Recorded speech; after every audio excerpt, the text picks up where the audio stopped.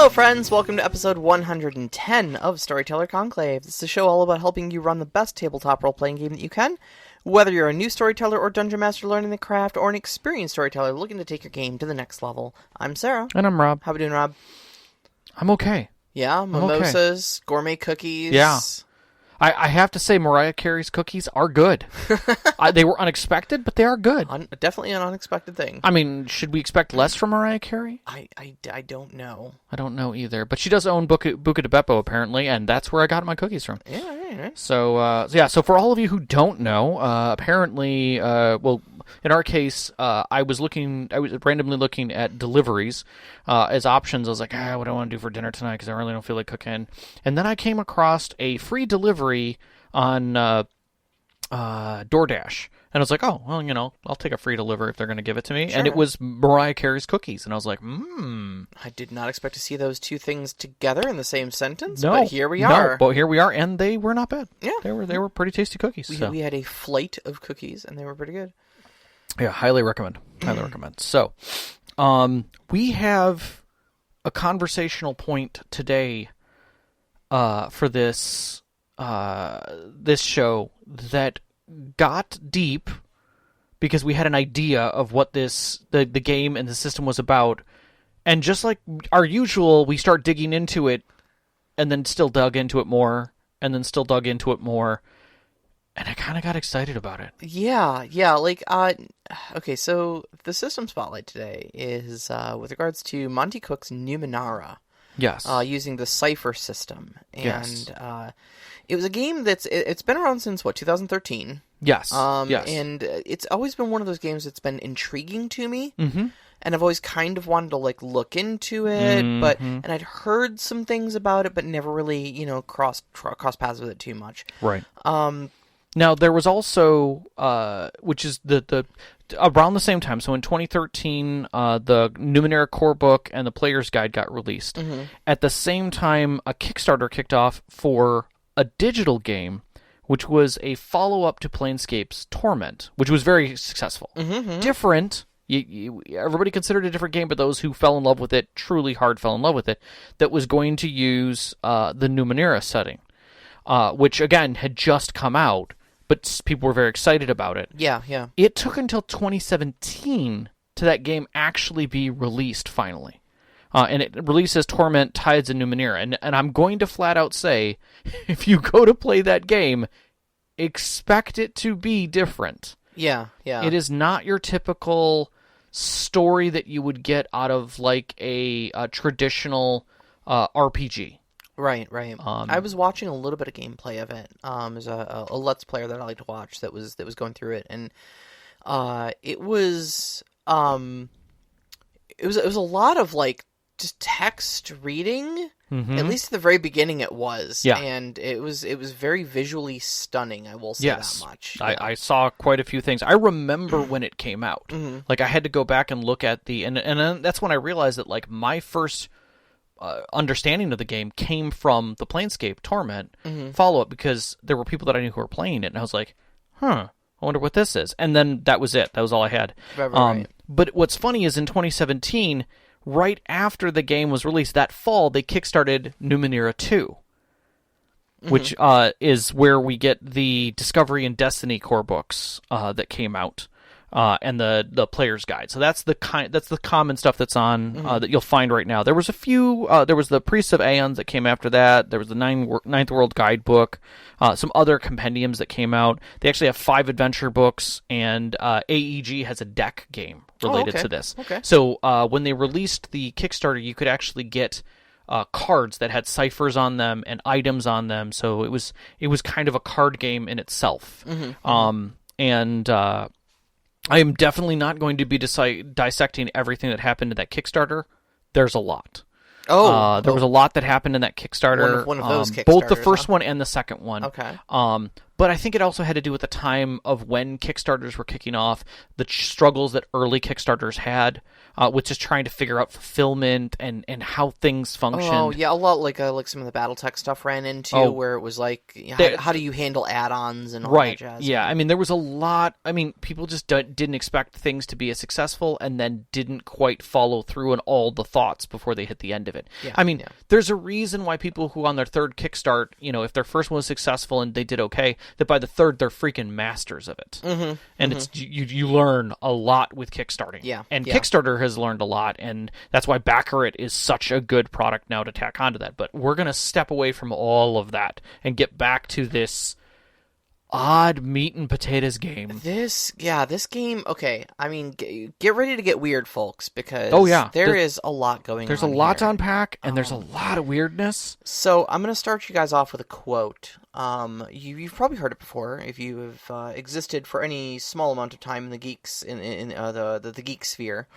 And there's a quote from Arthur C. Clarke that says, "Any sufficiently advanced technology is indistinguishable from magic."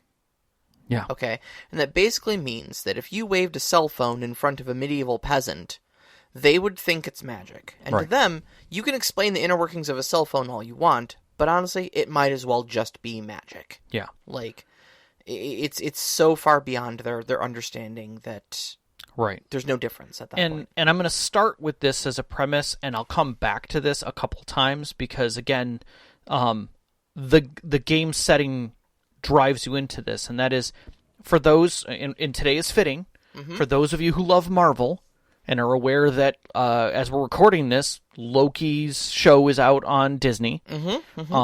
If you are willing to accept the disbelief of how Loki's powers manifest, it's aware that it's some kind of magic. Their magic is some kind of technology.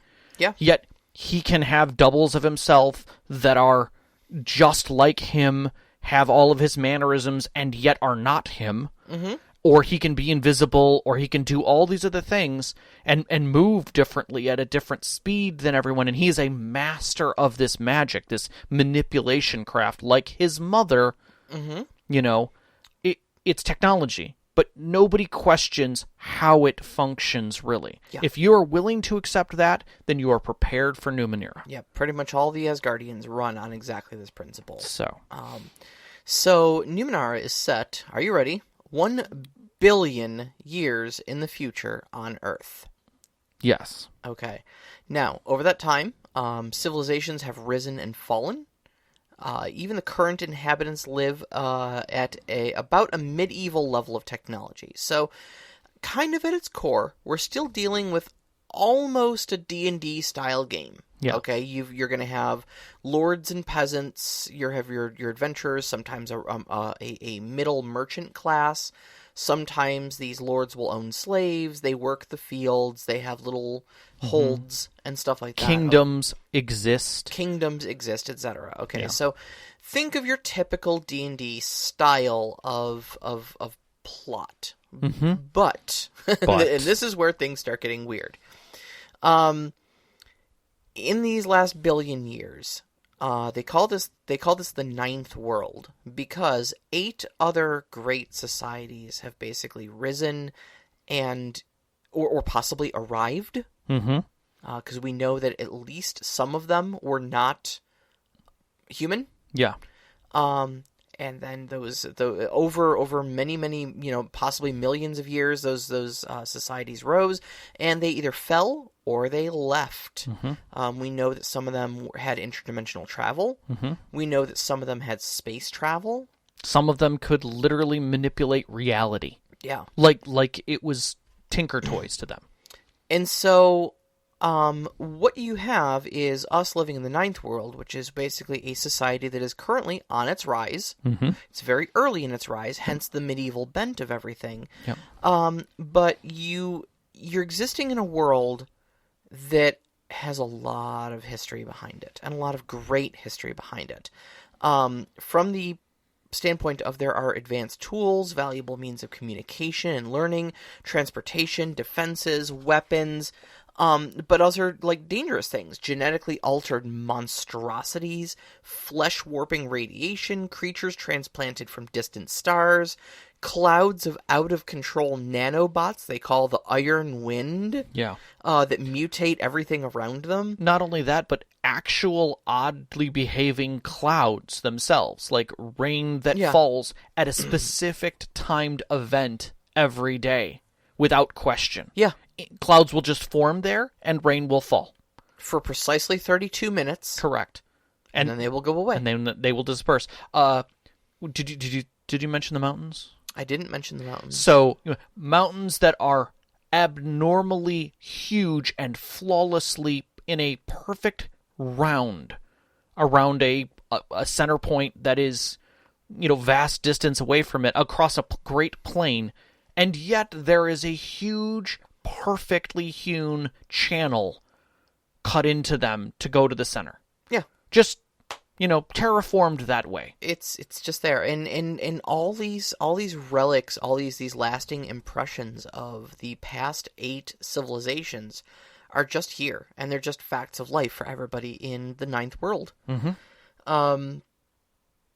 And so, of course, a lot of these kind of newer primitive folk view it all very magically, because, like we said, and any sufficiently advanced technology is indistinguishable from magic. Is it a god of agriculture that has blessed your lands? Or is it just an artificial intelligence that is running on some ancient computer system that's manipulating the nanites to keep your crops fertile and watered? Right. Do we know? Do we care? Does it matter? That's the thing. Does it matter? Does it matter? Yeah. And so, that's basically the Ninth World. Now, the name Numenara comes from, essentially, it's a reference to all these little bits of technology that are left over the past civilization. It's the term they use, actually. Yeah, it's the term they use. Yes. In canon term. They are not in Numenera. Numenera is the thing. And that's one of the things you have to remember about this game, is that is truly the center of this world, is this technology, this otherworldly thing, these powers, the Numenera, and everything focuses around that. Mm-hmm. So, like, by today's standards, I would say a game built on our everyday would probably be called Cell Phone.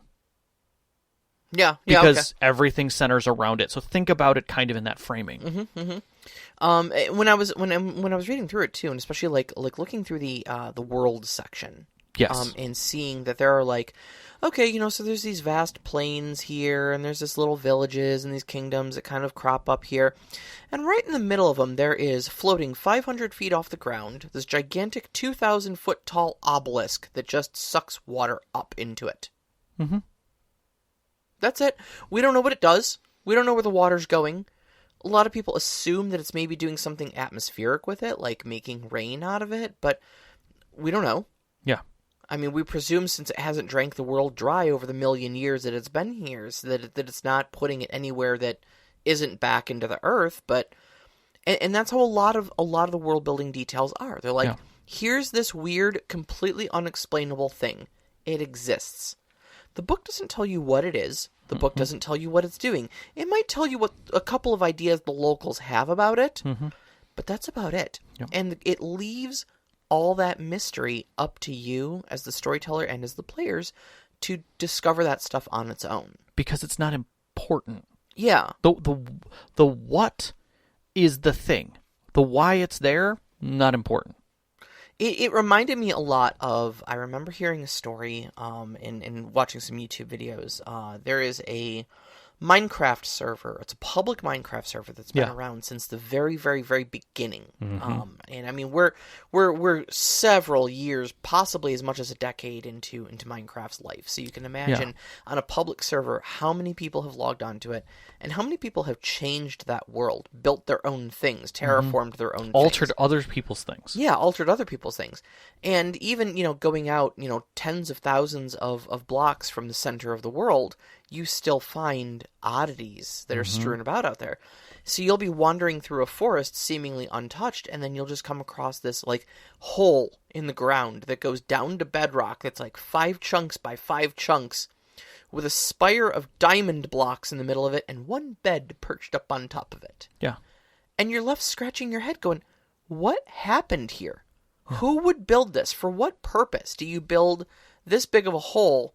What's with the spire of diamond, and why put your bed up there? Like, yeah. I have more questions than answers here. Or you go to this beautifully built house that's, got a garden, it's got, all kinds of things to it. Not a lot of crafting, but a lot of beauty to it. And then you find a door in it that goes down into a fully built out dungeon with cobwebs, spider traps, pressure plates, secret doors, and it just keeps going. Mm-hmm. And you don't know where the dungeon ends. Right. Who built it? For what purpose? Yep. Does it end? I mean, where did it come from? Where did it go? Yeah, I mean, it kind of brings you back to the whole concept of, like, the original Dungeons & Dragons of dungeons being made. Like, who made this dungeon? Yeah. Really? You're going to answer that question? No, probably not. Only only the people who did this are completely lost to history. We have no clue. Yep. But we're just standing on their shoulders, Yep. In this new world. In this completely new world. So that's kind of the setting. Yep. Full of just, like, one of the videos I was watching on the plot and the setting started with the question, is Star Wars too realistic for you? And I was like, oh, it's that kind of game. Okay. Yeah. So yeah, just basically everything you've ever dreamed of, and I literally mean dreamed of, of vast landscapes of floating crystals, and stuff like that, of strange twisted monstrosities from other dimensions that stalk among them, etc. Like anything you can literally conceive of could possibly exist in Numenara. Yeah. And have a very feasible explanation for why it's there, or better yet, no explanation whatsoever. So that's the setting. Mm-hmm. I mean, we could go on about it, but it's... I think we need to step away from it to understand the Cypher system that it's attached to, and why this kind of vast... And I won't say that it's blank spaces. There's literally 100 pages in the book. I think it's nearly 100 pages of the book that is densely packed with world setting. Mm-hmm. So don't feel like, you're just kind of given this blah and you're like, oh, well, I'm going to have to fill in all this stuff. No, there's maps, there's detailed sections. Oh, yeah. Everything's in there. So definitely do not feel like this is not a complex setting. I was going to say, yeah, it's an extremely detailed setting, in that it gives you all these maps and descriptions of kingdoms, NPCs, and locations, and landmarks, and stuff like that. But then, it's like, why is this landmark here? It's just there. Yeah. And it's just not detailed after that. And there isn't anything to fill in those gaps later. Yeah, there's That's as good as you're going to get. Pontification. So, but this all sits on top of the Cypher system. Now, we're going to start this off by saying this is a rules-light system, or at least it is described as a rules-light system that is narrative-heavy. I kind of think that's a lie. Yeah. But not a complete lie. Not a complete lie. I mean, it is. We're going to use the term crunchy in here a lot. I don't know about that. I think, in comparison to things, we're definitely going to use the word crunchy. I think it's a lot like Savage Worlds, in that I would describe it not as a rules-light system, but a mechanics-light system. Because the point of the game wants to get you back to the narrative. There's only really one mechanic. There's a lot of rules for how to interact with that one mechanic, is the problem. And not problem. Just the complication. It's not a bad thing. It's just a thing. All right, so let's dive into this a little bit. All right, so the Cypher system. I focused more on the gameplay because I wanted to know how it functioned, because that's always a thing for me. When I look at a game system, I want to know how I, as a game master, am going to interact with it. Mm-hmm. And I found out one very key thing about this when I was doing my discovery, and that was the GM really doesn't interact with the gameplay. Yeah, he really doesn't. The funniest part about this whole thing is that the GM assigns a difficulty and then pretty much walks away.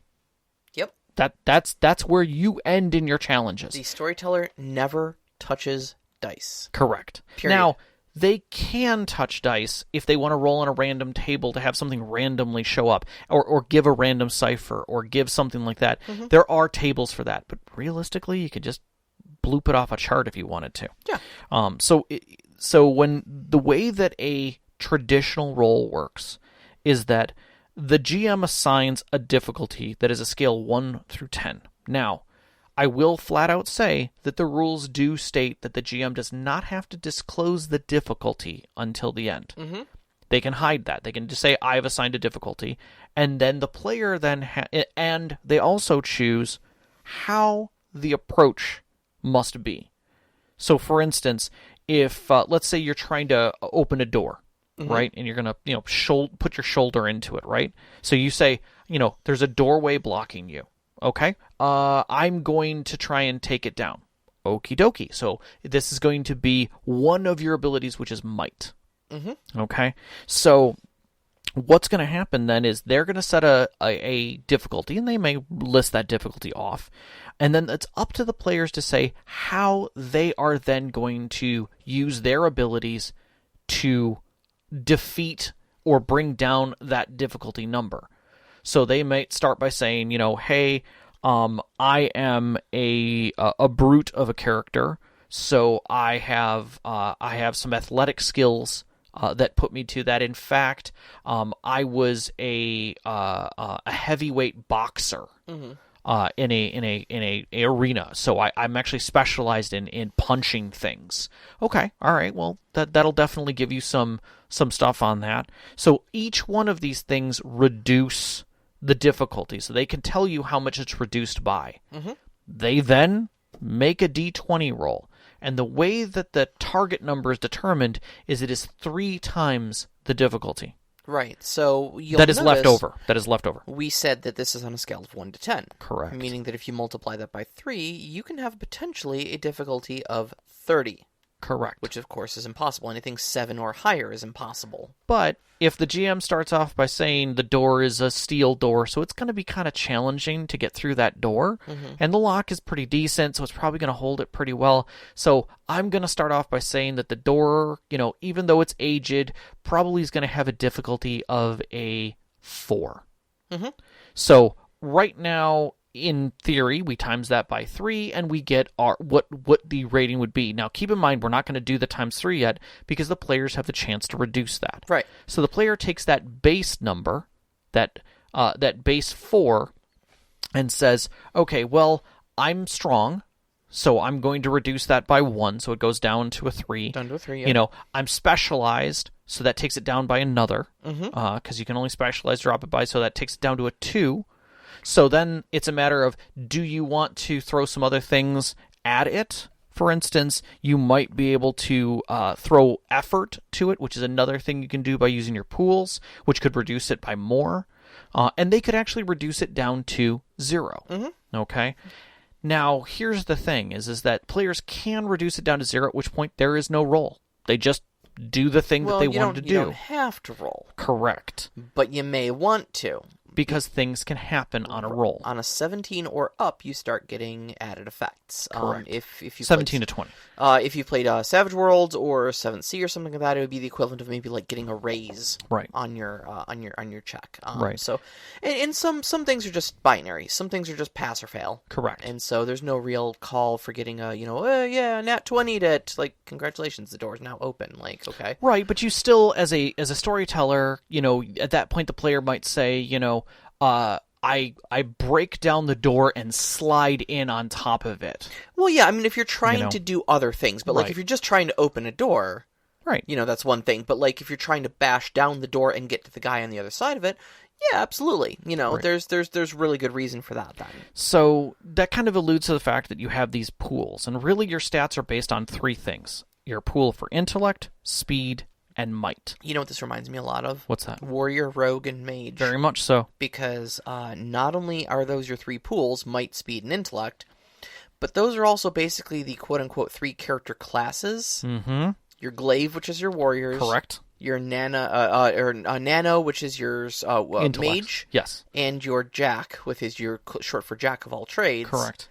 Which is the Rogue. Right. And it's very much leaning in that direction, but it's also your health pool, technically. Mm-hmm. Because things come off your might. And you start reducing that number when you take injuries. It's a lot like Traveler in that you don't have hit points, you just take direct stat damage. Correct. And when your stats go to 0, you start taking injuries. And eventually those injuries can become incapacitation and eventually death. Yep. And recovery of those is also an interesting system that they change up, which I kind of like in a way. You have these... I almost wish D&D had that system. I would almost steal it. You have 4 different rest modes. You have your first rest, which is a short rest. The first rest you take will only take 6 to 10 seconds. Yeah, it's a turn. It's a breather. It's a breather. And you immediately recover 1d6 plus your tier in points back to your pools. Your tier is kind of like your level, but not really. Yeah, so...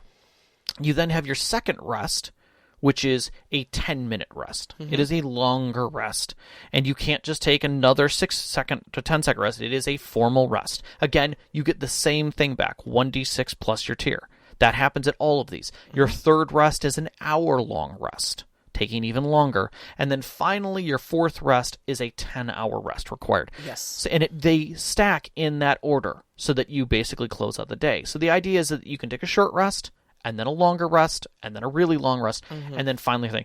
And as a group, it is not forced, meaning if someone's like, hey, we need to take our hour rest, but 2 players haven't even taken their 6-second, they're not taking a rest. They can still take their rest times when they take them. Yep. They're considered doing other things. Yep. But the idea is that you can recover your pools or recover from a injury that is affecting your damage track, which is that kind of impairment. Second wind, yeah. Yeah, and recover yourself back that way. Which is, I think, really neat. I like that concept over your traditional kind of hit points, rests and short rests, is that you can force yourself you can force your party into this rhythm of how rests go. Yeah, and I mean, I think Numenara isn't really like it's not a terribly combat focused game either. Not in the least. It's a hugely narrative focused game. So like I don't really think like it's not going to run into the same problems that Dungeons and Dragons does of like, okay, we fireball the room and then we take a short rest. Yeah. To get all of our stuff back. And then we walk down this hall and we unlock this door. We have this little fight. Now we take a short rest. I feel that it falls more under the category of, like, adventure in the way that you tell the story, meaning that the players are either on the run or constantly moving, so they don't get a chance to rest. And so they're being drained. And you kind of move scene to scene to scene versus moment to moment like some D&D games go, where that rest and tactical movement changes things. Yes, absolutely. So you might I would say in Numenera, you definitely run the feeling of your group starts out in one scene and then moves to the next scene, and that next scene might be hours later. Maybe you had to cut your way through the jungle, and this is the time when the challenge comes up, and then the next thing you do is several hours after that. But each one of those times, you may not get a rest, you may force yourself a rest, you may move into the next day, but you haven't slept yet, so you haven't had your time to rest. Yeah. And so until you do that, your pools are being drained. Your energy, your abilities are coming down. And it shows that taxes in the game, and I kind of like that taxation that happens. I think it's much more natural to a narrative or thematic story. Yeah, absolutely. Because your effort's going to reduce your pools as well, not just hit point damage or direct damage, but also like your effort comes out of the same pool. Yeah? Exactly. You can't just keep pushing your push and your drive and your sprint and your eventually you're gonna slow down. Yeah, you're gonna run out, and that's when it's gonna catch up with you. And that's what I think I like too, is like, man, you've been doing quote unquote heavy lifting all day, and you've used maybe 5 of your 10 might pool, and then you get hit, your might pool is at 5 instead of its full 10. It's already, cutting into you because you're tired. Yeah. Yeah. It shows that wear and tear that's going to be on your body, and that's a really cool way of representing that. Yeah. It's the scenes with fatigue mechanics. Yeah. It brings me back to the orc scene in the orc fight where you see Lord of the Rings? In Lord of the Rings, where he's basically getting whittled down by having to fight so much, and then finally just starts taking hits, and he can't recover. There's no he doesn't have anything left. Yeah, tank's empty. Yeah, and Tank's you get to watch them drop, not because it was a particularly hard hit. It was because he literally fought for like 10 minutes, a horde. You know, whereas in D&D, as long as you get hit points, you can do whatever you want. Yeah, screw it. My AC is 22. You know, I want to keep going here. Another thing that can happen during challenges, and this is kind of another shift point, is that a DM can do is they can intrude. Literally, during an event, they can intrude and add another element, make it more challenging. Some sort of complication. Correct. Yeah. And that complication, if the player accepts it, gives them an XP and gives them an XP to give to another player. And that's big. XP is huge. It's something that increases stuff, and it can be spent for other things as well. Right. So actually, XP is a really interesting topic in Numenara because it's both a currency and an advancement mechanic. At the same time. And so basically XP is given to you as a currency, kind of like bennies or drama dice or something like that in some other systems, fate tokens, whatever, where you can spend it on the short term for like, I'm going to spend an XP just to re-roll. And that's any roll in the game. So if Rob rolls something and it goes terrible, I can spend an XP to allow Rob to re-roll. Correct. Now, this is not terribly efficient. It suggests, in fact, that you do not do this like multiple times in a row. Don't drop 4 XP just to get a success on a roll, you know. But it is one use of them. You can then also do things like short-term benefits. Yeah. Things like what we call in adventure, we call it dramatic editing. Which I love the term. Where you are able to kind of just say, hey, what do you say I drop 2 XP here? And we say that when I was in here in this place last, I studied at the library a lot. And because my character used to be here, right? So what do you say a lot of that time was spent in the library, so I know my way around it, and I know the people there. So I'm going to have like the schematics and be able to good contact. Find the research easily and a contact here. Like, yeah. Okay, cool. Yeah, that checks. Yeah, sure. You might be able to spend like 3 or 4 XP to get like a major one of those. You know? 2 XP might allow you to like, okay, well, let me just get a bonus on my research roll. Right. My next research roll, yeah. But like, 2, 3, or 4 XP might get you like a contact there or something that you could reuse. You know, a fixed point, if you will. Exactly. So then you've got those sort of like short and sort of mid-term benefits. But then you've got advancement, which you also buy with this. Correct. Your character has a tier. It's kind of like a level, but not really. Like it's not a significant jump in power. Right. In the traditional sense of like I'm higher level than you, therefore I am better. Right. Tiers will convey certain abilities to have, like if you're a nano, their version of spellcasters, a wizard or sorcerer. Right. You may have new what do they call them? Eruditions or something like that. I think it's an interesting name. I can't recall it. But spells. Effectively spells. You can learn like new spells, new abilities. There are certain other things, aspects of your character that because well, we'll get into character creation, but character creation is unique. Parts of your character that are described, your descriptors, yes, will give you new abilities with your tier, right, and such like that. So, you can spend your XP on short-term benefits and stuff like that to gain little bits of in-game power here and there, or you can play the long game, save them, and then slowly buy up your tier to get more baked in powers. Right. But the goal of the XP system is that whether you're using it for short-term benefits or using it for long-term benefits or giving it to other players, one way or another, everybody's going to kind of be more or less equal in power. Yeah. It's about when. Yeah. It's just about when, just about where that power is. Yep. One of the key things to the Cypher system that makes it different is ciphers. And ciphers are the heart of everything with Numenera as well. They are one-use abilities that you will gain a lot over time. Little bits of technology that you've scavenged from the from the ruins of whatever past civilizations. I think the person who built the Cypher system watched someone play Final Fantasy and asked them why they weren't using their potions when by the time they got to the end of the game and had stacks and stacks and stacks of them. Yeah. Like you could have used these to make the game easier for you. And they were like, but I might need them. Yeah, that is not how the Cypher system works, and it actually. I've seen nothing. I've seen that happen in Dungeons and Dragons. Yeah, well, that's true. That's true. But the idea, this potion of giant strength. When are you going to use it? When you're fighting the giant? I don't know. I might need it. We might have a dragon later. So yeah, the whole idea is that ciphers are just that. They are very powerful, traditionally, items that alter the course of gameplay, but are meant to be used often.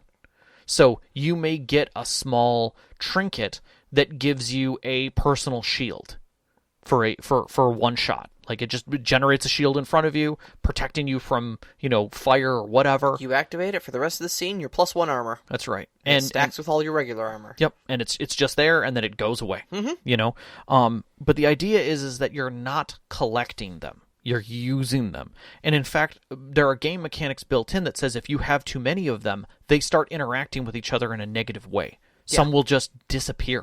Like literally just dematerialize. Because the idea is that you are not meant to collect them. You're meant to use them. And everyone does. Yeah. Yeah. Like if you were literally hoarding them in this world, people would look at you funny. Like yeah, because ciphers are all over the place. There's junk from the past 8 civilizations just lying around. Like people use these things every day in their everyday life. Like like Rob said earlier with the cell phones. Yeah. Not using, hoarding your ciphers is like hoarding your cell phone battery. Well, again, imagine 10,000 years from now after we're gone and there's now a medieval civilization here and someone digs up cell phones and they're functional.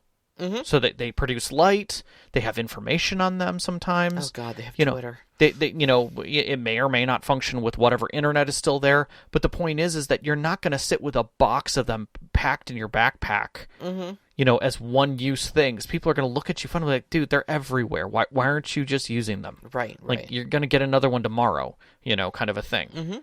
So, do you want to talk about combat?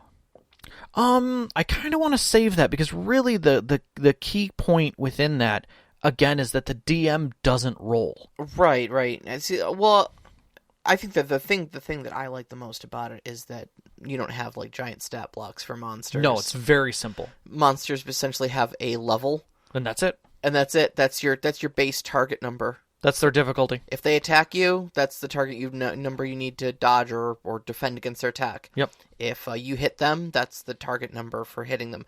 Sometimes they'll have little caveats. Like I saw written in the margins about an NPC. They were like, this is a level 3 NPC, but if they're ever doing any negotiations or persuasion rolls, they count as level 5. Yeah. That's their whole stat block. Yep, that's it. Yep. And in most cases, if they take an injury, they're done.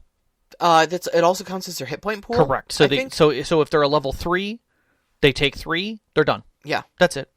Very simple. And honestly, I love that. I love that design. That's so simple. It's so good. I mean, if you did the same thing with D&D and you're like, okay, so CR2, okay, means that they can take 2 hits. Great, problem solved. Yep.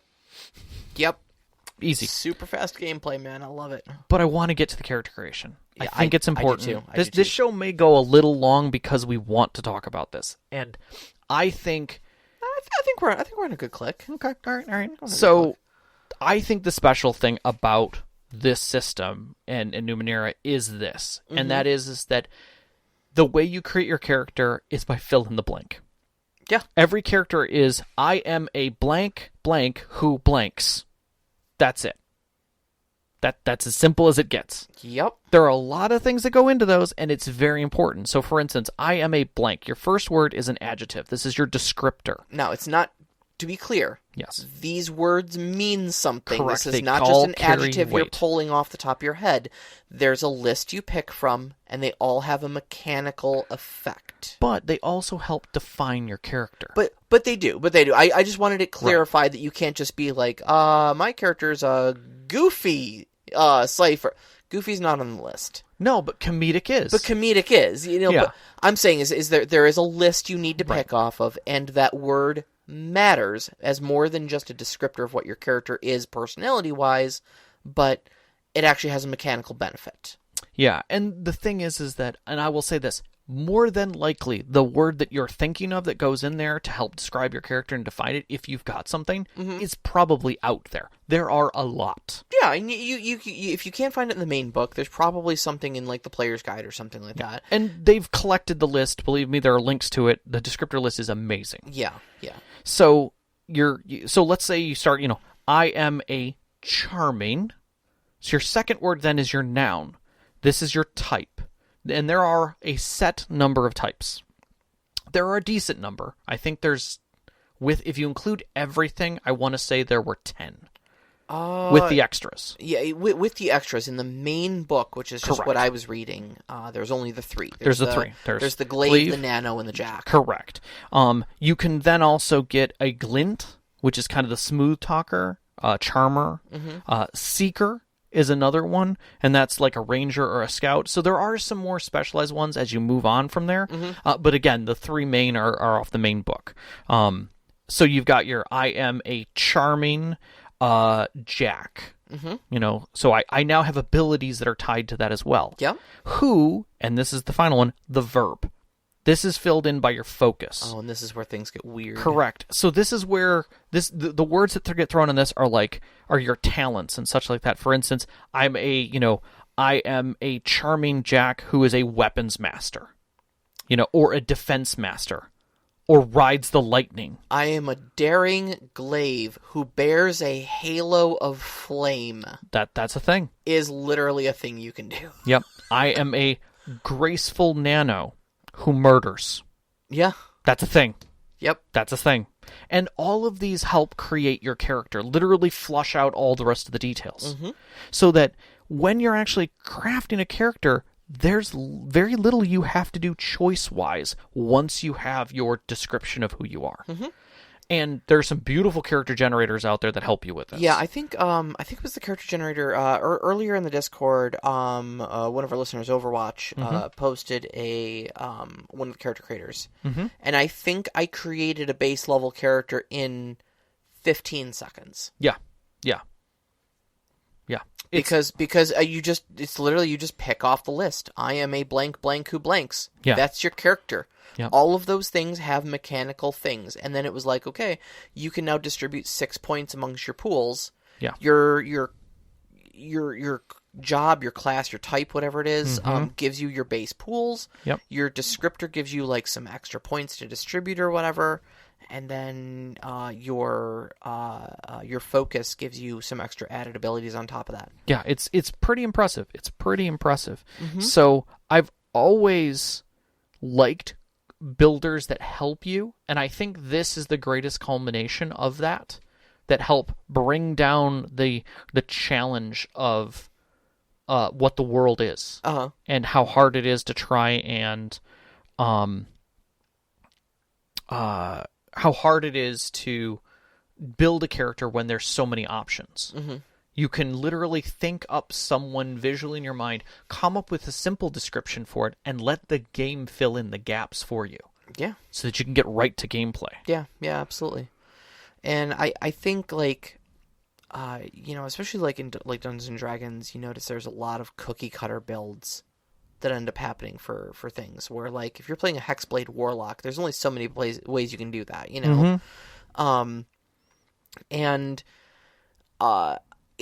end up getting pigeonholed real quick, and I think with this, especially since the lists of things you can pick off of, perhaps with type as the notable exception, but even type really isn't a very small pigeonhole. Right. It's kind of more of a broad job description of like warrior, rogue, or mage. Yeah. There's so many different ways you can put your character together. Yes. And again, that's only a starting point. What you do with them after that is just entirely up to the fates. Yeah. And it's always a new experience. Mm-hmm. And I think that's fantastic, and I highly recommend if you get a chance and you're interested, grab that character creator off our Discord and go try it. Mm-hmm. You'd be surprised how fun it is to get back to character creation, Yeah. and kind of get a feel for even what the game kind of gives at that point. So I'm gonna say a few things about what this game does well. Okay. Before we get into like some of the pieces that I think make it challenging. I'm not going to say it fails, but I'm going to say it makes it challenging. And that is gameplay is fast. It can be exceptionally fast if your players are on with you. Mm-hmm. And that is because the target numbers make it easy. You're just reducing values. There's very little on your character sheet that allows you to reduce values. Yeah, your character sheet can really fit on a Post-it note, honestly, if you really, Yeah. write Their small character enough. sheets are beautiful because it keeps track of a lot of data. Yeah. But you don't need it, honestly. If you're good with your mind, you can actually do a lot of this with simple tokens. Yeah. So because of fast gameplay, the focus can move from the encounters and the minutia and the tacticals that we're so used to, and back to story very quickly. Yes. In fact, you almost can't get into the tactical in detail because it's just not there. No. It reminded me a lot of Dungeon World in that. Yes. Where it's like, what's initiative order? Yeah. I mean, there is an initiative. There is an initiative. Speed is initiative. Again, it's just a roll against the creature's difficulty. Yep, that's it. And if you pass it, you go before it, and if you fail it, you go after it. And literally, there are rule sets in there that says if someone passes it, everyone goes before. Yeah, and like, how long is a turn? Between 5 and 10 seconds. Sure.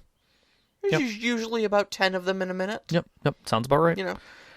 So I like the character creation. We've already gone over that. I think it's nice to have a single statement that you can look back at and say, "This is my character." Mm-hmm. And everyone's always involved. Yeah, because you're helping each other. You're passing XP off. You're using your abilities in with other people's abilities. You're rolling all of the dice all the time, whether it's attack or defense. Everything. Yeah, it's the DM is literally just sitting back telling a story. Yeah, just telling you what's going on and kind of reacting to you guys. Yeah, and I like the mechanic that players give other players XP. I think that's cool. I love that. I like that mechanic. So. All right, so where are the foibles in this system? And again, I don't think they're it's foibles is a better word for it than failings. Because I think it could be challenging for the same reasons. Yeah, exactly. I mean, with any narrative lightweight system like this. Lightweight in quotes. Lightweight in quotes. Lightly crunchy. I say with a narrative heavy system like this, you get all the pros and cons that go with it. So you basically have to be on top of your story game because that's where the action is. Yeah. There's no tactical number crunchy gameplay to drive it for you. Right. You have to do all the work. There's also no random encounter generator that's going to give you, the next scene. Yep. You need to know where that story's going, and you need to know where it's going after that. Yep. It does rely very heavily on strong collaborative understanding of the theme and the story for the players. So this is it's gonna affect a lot of what your players' choices and such like that are. They're gonna have to answer questions. Yeah. Like, okay, guys, what are you doing now? And they're gonna have to be on top of that to see where they want to go with the story instead of waiting for the storyteller to tell them what's next. The other thing too that I think is definitely part of this particular point is that the setting itself can be pretty out there. Like, the weirdness scale is cranked up to 11 in a lot of ways. I mean, you've got some very down-to-earth stuff. Like I said, at its core, it's still just a medieval society. Right. But with all the weird stuff that is going on and is very commonplace in the world, your players could get confused if you lean into the weird too much. Well, and I think that also kind of comes back to the fact that it is mind's eye theater. Yeah. You're not going to get a tabletop tactical every step of the way. You're going to, for any of the players who have a hard time imagining things and coming up with, what does this thing look like? Descriptions are great, but you may have to come up with some of the art. You may have to come up with art in other ways to help them kind of get a grasp of what their character is seeing and moving through. And that can make this game very challenging because it is kind of esoteric. Yeah. Yeah, it really is. It really is. And can get more so based on some of the crap that goes on. So, and lastly, the players being in charge of all the dice rolls, I think is maybe a little bit of a double-edged sword. On one hand, I think it's really great because it does put a lot of the power of determining the story's path, for the in the player's hands. Yeah. However, first of all, it can be tedious for some players, because some players show up and they want to be told a story. Yeah. And having to do all the driving yourself. It's not for every player. You kind of need to know what you're getting into there. I would definitely not set this down in front of a group of a brand new group as their first game together. I agree. I think you'd run into a lot of issues. And then you've got your unprepared players too. Oh, the ones who have showed up to 20 game sessions and still don't know how how certain basic mechanics go, and you're like, all right, well, you're going to be the one doing all the die rolls and doing all the calculations, so you're going to have to learn it eventually. But at the same time, I think this game, the rule and design could be written to them on a 3x5 card and just set in front of them. It could be. And I think that does give it a benefit there, where it's like it feels complex, but realistically, it's not. It's kind of not. It kind of brings me back to the bottom of the White Wolf sheets that had your spending of XP. Oh yeah. You could do the same thing on a Numenera just card. Like 6-point text down to the very bottom that tells you how to roll. Yeah. So yeah, that's kind of how I feel about it. Okay, so we had some thoughts on the mechanics though. Yes. Just how many moving parts there are. There's a lot. There's a lot of moving parts between like armor and encumbrance, your pools, how when your pools go down, and what happens with your pools, and recover edges, your pools. Your focus, your edges, because you have a focus. You have an edge. You have your ciphers that can affect things. You have what is it? What's the term they use where you can buy down things? Oh my god, I just realized what this game system is. What's that? It's Warrior, Rogue, and Mage if it was rewritten in Pathfinder. That does make sense. Effort. It's a lot of floating modifiers. Yeah. But only 3 stats. Super simple. But oh my god, the floating modifiers. But again, I think it simplifies the modifiers. It's simple. I don't mean to like get dramatic and scary about it. Like it's. I mean, granted, we literally wrote up 90% of the rules on 3 pages. We did of our sheet here, and we're saying that that's complex. We did. We couldn't do that for D&D. It's just it. Take rules light with a grain of salt. Correct. Is all we're saying. Because there's deceptively more than you think. It's more crunchy than you think it is. Yes. Definitely more crunchy than you think it is. But at the same time, I think it's excellent. So some final thoughts? Number 1, it's on sale at DriveThruRPG till July 15th. $5-6? Yeah, it's really inexpensive. Really inexpensive. The PDF is brilliant. It's I purchased it actually earlier today. It is full color and it is it's hyperlinked. Yeah. So you can click on things in the index and it'll take you to the page and stuff. It's great. Another thing is I found that the Amazon sleeve edition, which is both books, is also on expressive sale right now. I don't know if it's just today. Cool. But if you like hard books, you can get the hard books on Amazon. But yeah, I think that kind of covers it. But I want to hit these questions. Yeah. We definitely got to hit the questions. We got a handful of minutes left. Okay. For rules-like games such as Numenera, this is Nox's question. Do you find that there's more negotiating going on for some players might consider too constant and annoying? Do you feel like having no hard rule to lay down might give rein to more frequent squabbles and arguments over subjective calls and decisions? Well, first off, there really isn't subjectivity. There really isn't.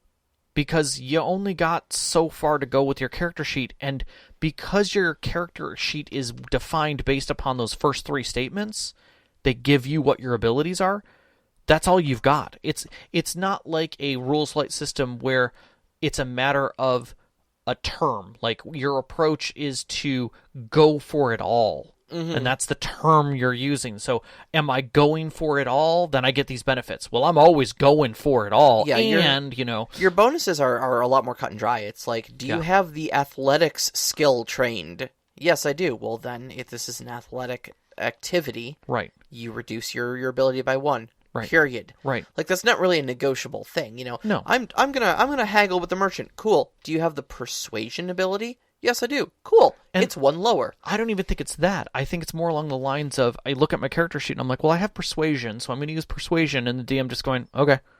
I don't think there's a haggle. I think it only comes in where the rest of the group goes, you're using athletics to talk somebody? How is this working? Like, that doesn't make any sense. I don't think it ever goes that far. Like, right. if it is going that far, you're gaming with the wrong people. Correct.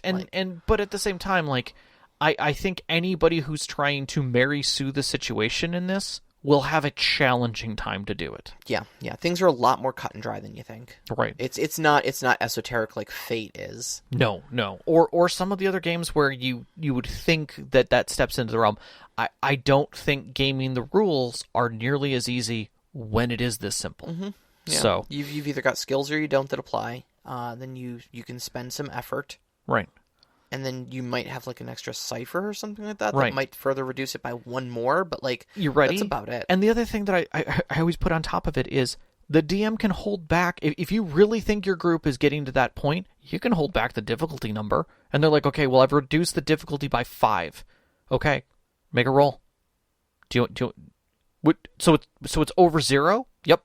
Make a roll. Mm-hmm. That's it. That's all you have to say. Yep. And then their whole thing is it like, okay, well, it can't be that high, kind of a thing. Like, you don't know. You don't know.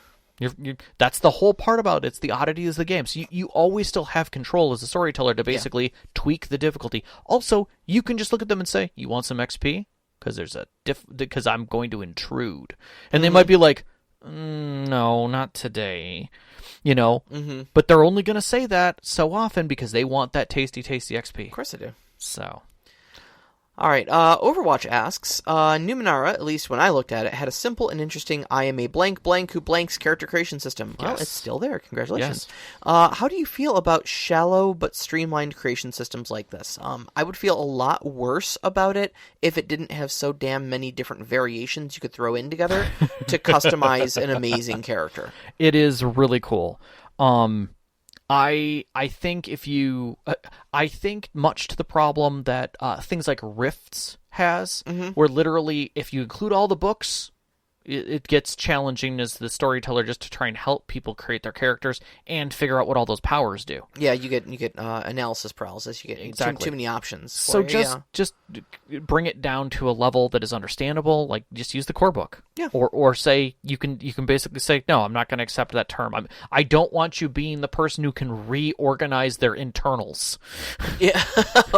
Which is a thing. That's a whole thing we're not going to get into. So, but yeah, there's all kinds of ways to create your character. There's definitely some fun stuff. I would highly recommend go playing with a character generator just to get the fun of that, because I think it could be used in a wonderful way in other systems. Yeah, it really could. I think you could hack this into pretty much any system carefully enough. Mm-hmm.